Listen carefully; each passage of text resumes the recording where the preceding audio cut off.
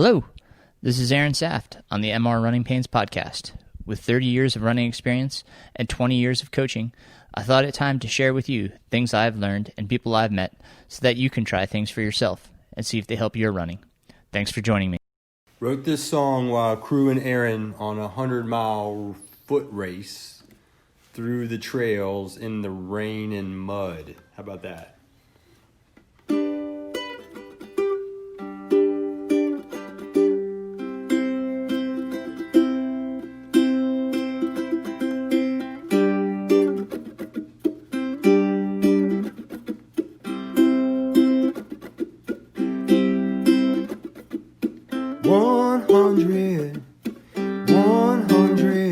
Miles to go.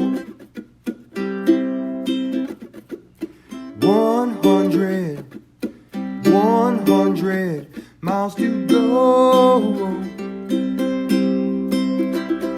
Don't ask me why I do it, I don't know.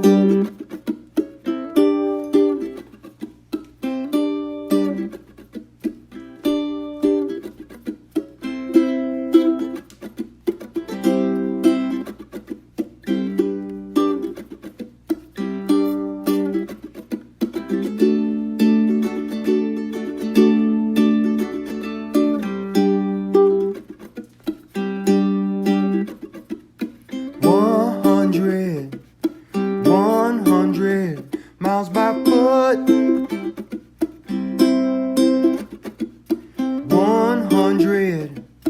100 miles by foot.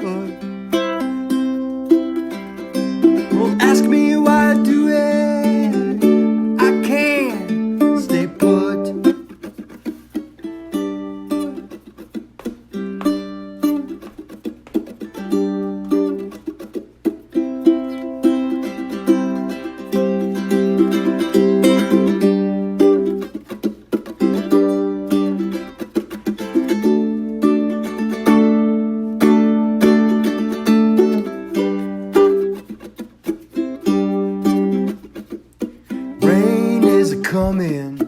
Rain is a coming, can't give a fit. Rain is a coming, can't give a fit.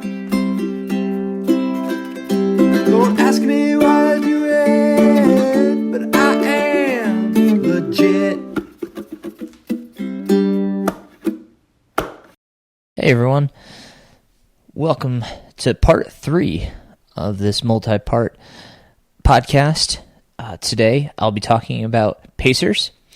You can go back to the last 2 episodes, either on whatever listening platform you choose. I also have them archived on my website, mrrunningpains.com, and go back and listen to those episodes. But today we're going to be talking about pacers, both from the runner's perspective and from the pacer's perspective. So I hope these have been helpful to you.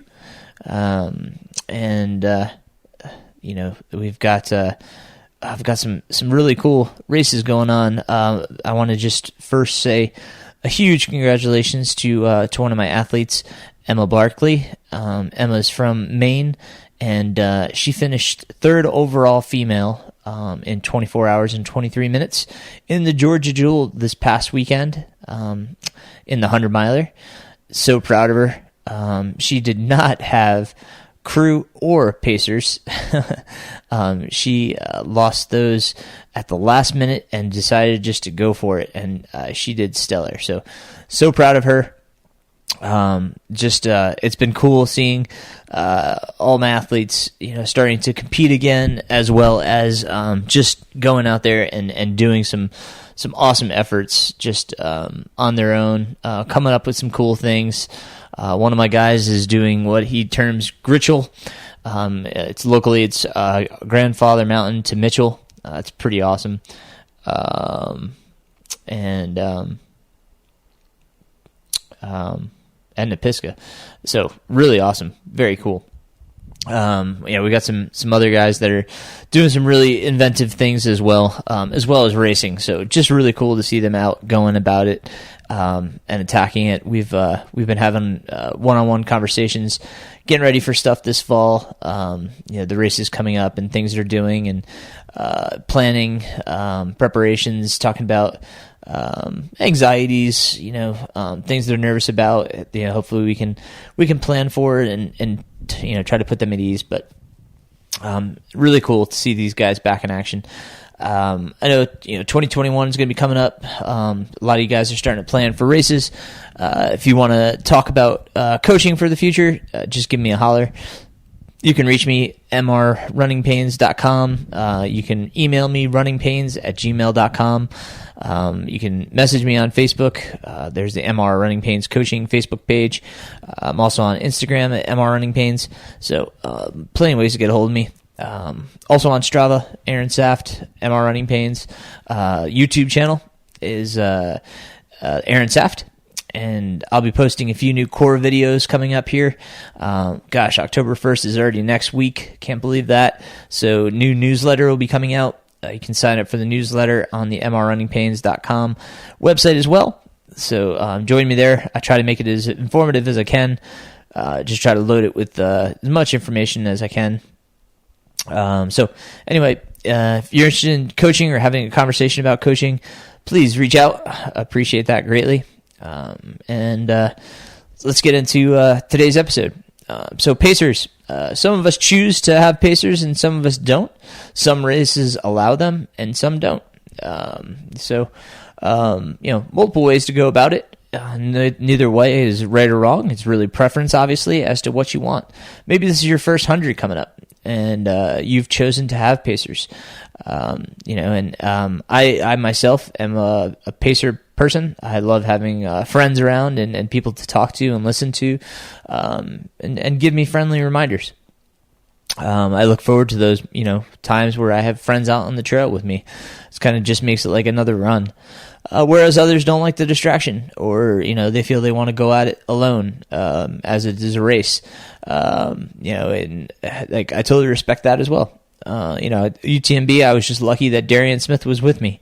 Darian, if you ever hear this podcast, man, I always reflect on that race and really can't appreciate and say how much I appreciate what you did and what we did together getting through to the finish. I can't say enough, man. That was tremendous. So UTMB does not allow Pacers, but Darian and I met up late in the race and just decided to finish together, which was great. Having going all the way to France and meeting somebody from North Carolina out on the trail and just finishing the journey together. We shared roughly 30 plus miles together. Of UTMB, which was just fantastic. Pacers can be a godsend. They can be safety, or just, meeting up with another runner who's going through the same and trying to get to the finish together. Just tremendous. I had one of my athletes out this past weekend. She was doing one of the trail races and found two trail angels that just were, they were going to stick it out. The three of them through the whole thing, finished together. She ended up breaking a leg. I just felt awful when I heard the news. Had to have a surgery, and she's okay now, recovering. But those two stuck with her until help arrived, and we have a tremendous community. And Pacers are there as term safety runners in some races. So Pacers can be a blessing. And so anyway, if you choose to have a Pacer, and that's allowed by the race, as a runner, understand where they can come in and what makes sense. How much can they run? You want them in sections where they're comfortable running as well. So if you've got a huge mountainous section, and you want a pacer for it, try to match that up with what you have for pacers. Is there somebody that's really good at climbing and descending? I mean, is it, does the person have experience on the trail? Some of my friends are road runners, and I don't want to put them into sections where it's overly technical or a ton of climbing and descending. We're in a 100-miler or even 100K, whatever the race allows for pacers. It may not be the best section for certain pacers. So take that into consideration when you're thinking about pacers. Think about distance too. How far are they going to cover?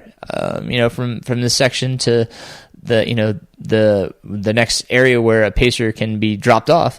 Is it too far? Are your pacers capable of making it that distance? Just think about those things ahead of time when you're thinking about your pacers and who's going to pace, what sections they're going to pace, and let them know what they're in for and ask them if they're comfortable with that. Are they comfortable, with the distance, with the terrain, etc.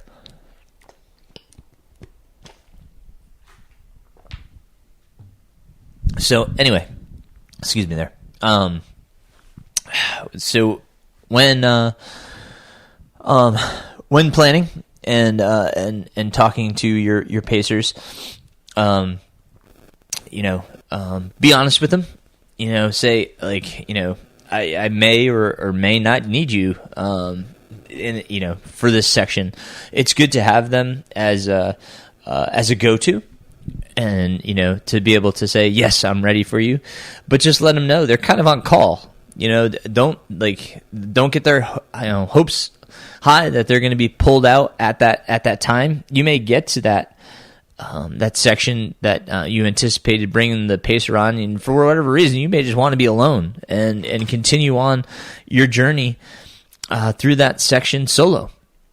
So let them know so that they don't get bummed or down, and say, I may pick you up in the next section, or so let them know that, even though they're going to be out there, you may not require their assistance or their services, if you will, just due to other circumstances. So, give them that heads up.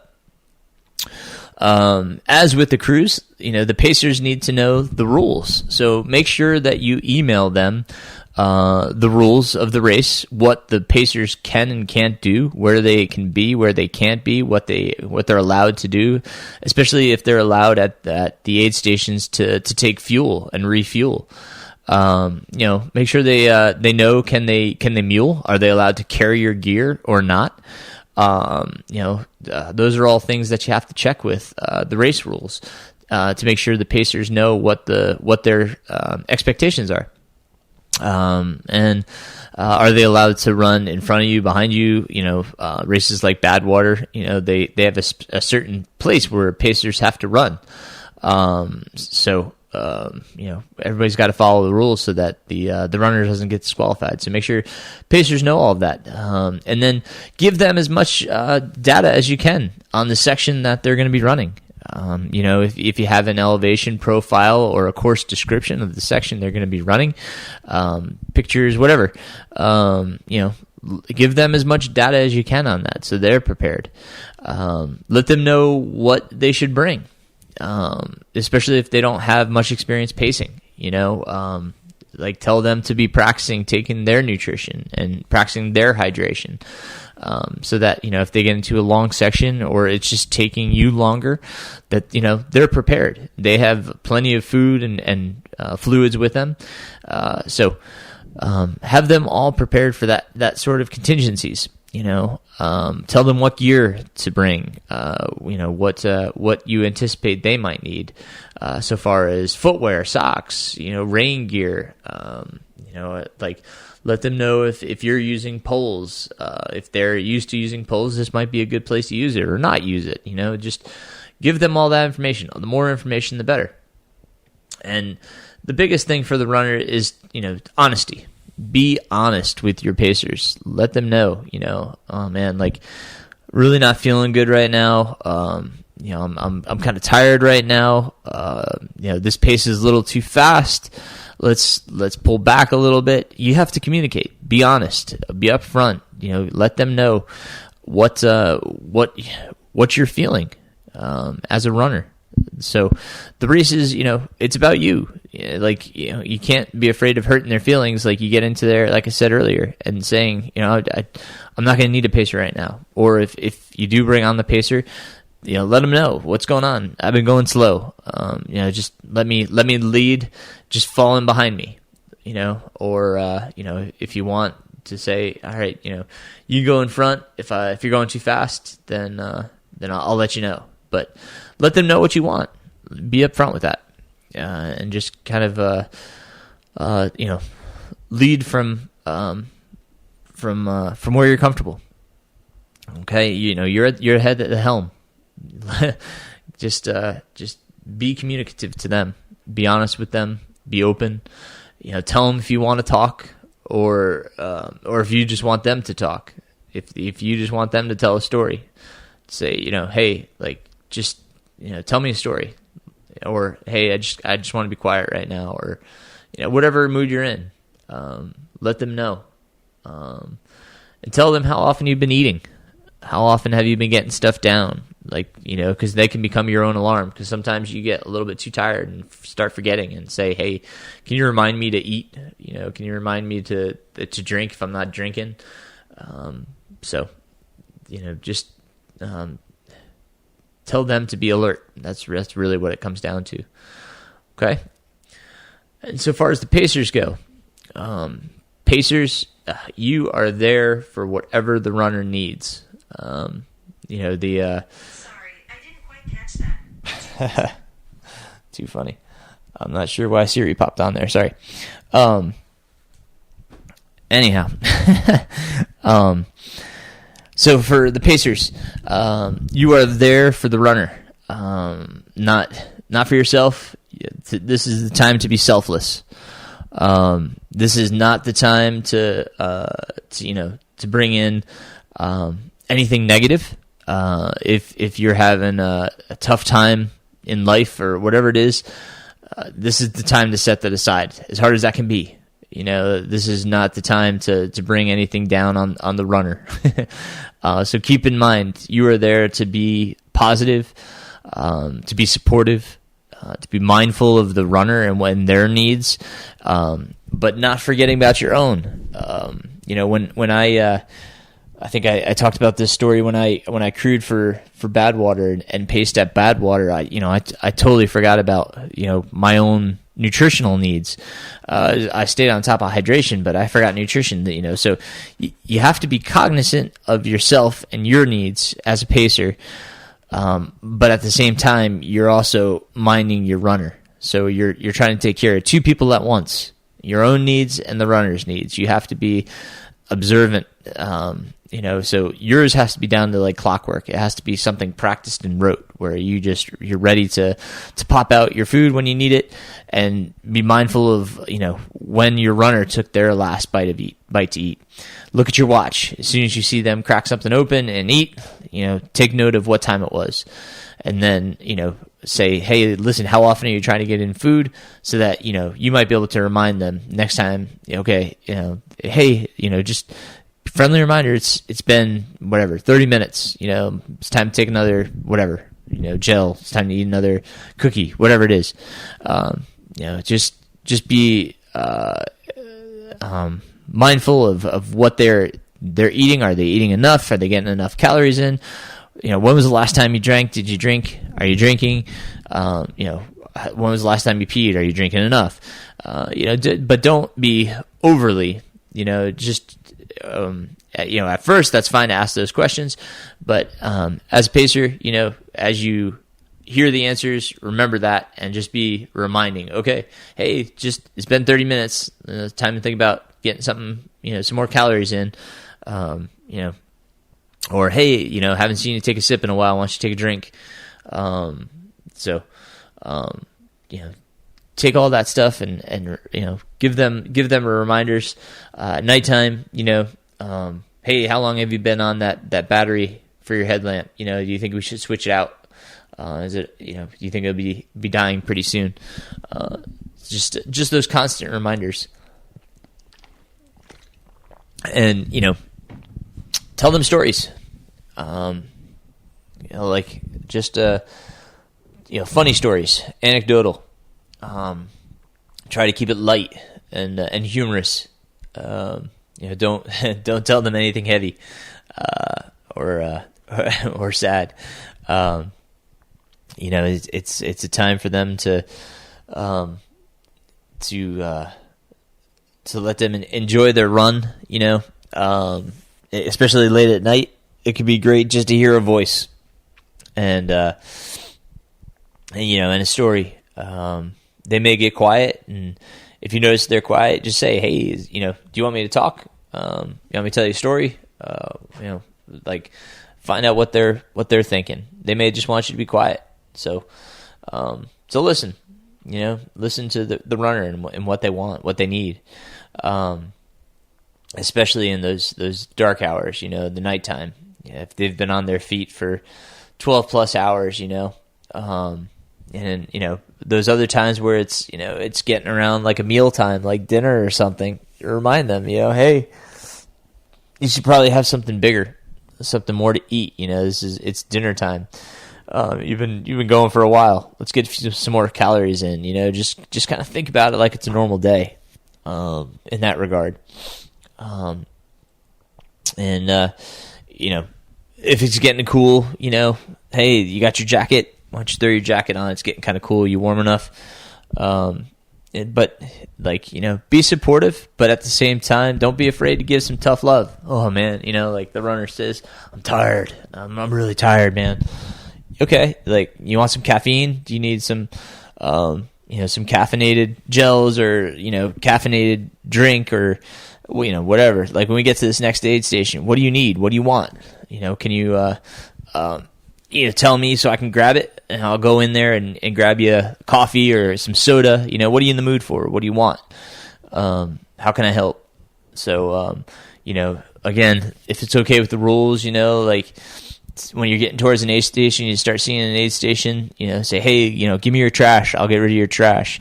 That's one of the nicest things that, they can do, taking some of their stuff and helping them, dispose their trash, or, give me your bottle. I'll crack it open. If that's allowed, I'll get your bottles refilled. So just how can you be helpful and expedite the process in an aid station? That's huge. The faster they can get in and out, the faster they're going to get done, the faster they get back out on the trail and get finished. So, be real as useful as you can, within those, especially the non-crewed aid stations, the where the crew can't access them, but, if you as a pacer, you can be crew, as long as it's okay by the rules, you can be a crew person and help them, get them through that aid station, and make sure that they keep going, help them be a problem solver. Their brain might not be working at 100% capacity. So help them solve problems. How can you get through that aid station faster? How, what's going on? I got this sore spot on the top of my foot, just start problem solving. Oh, can we lace your shoe a different way? What are things you can do? Oh man, my hands are getting really cold. So just, problem solve with things you have and things the runner has. Say, hey, what do you have in your pack that, might be able to make this situation better. So, even if you're tired, you gotta, say, all right, let's figure out how to make this happen, how to get through it. Sometimes you have to give tough love. I talked about that in the crewing, man, you got to keep moving. We're going to finish this. You're not hurt. You can keep moving forward. It may not be as fast as you want, but we got to keep moving. We got to get to that finish line. So be there for the runner, but at the same time, keep pushing them, keep pushing it, keep challenging them. Be like, I know you're tough.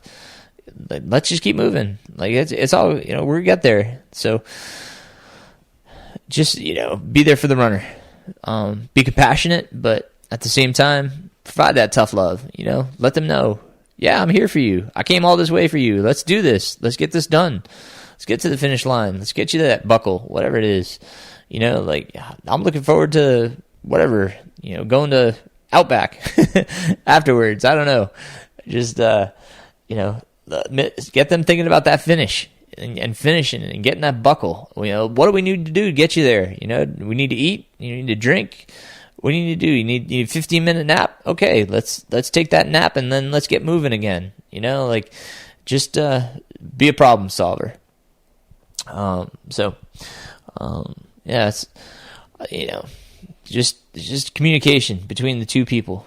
Communication from the runner, communication from the pacer. That's the two biggest things. Well, that's the biggest thing between two people.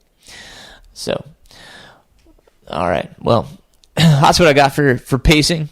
These episodes have been some quick hits, but I'm hoping you can take away some things from it, learn some things from it.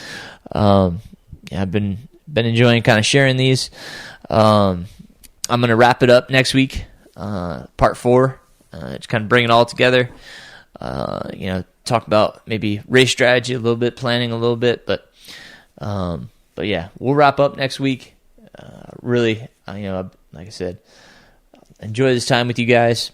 If you got questions or comments, like I said, shoot them my way. I'm always happy to hear from people. I hope your fall is great. I hope you get to do what you want to do. Be careful out there. Like I said, you got any questions or anything, just reach out to me. And anyhow, I'll catch you guys next week. Thanks again, and have a great one.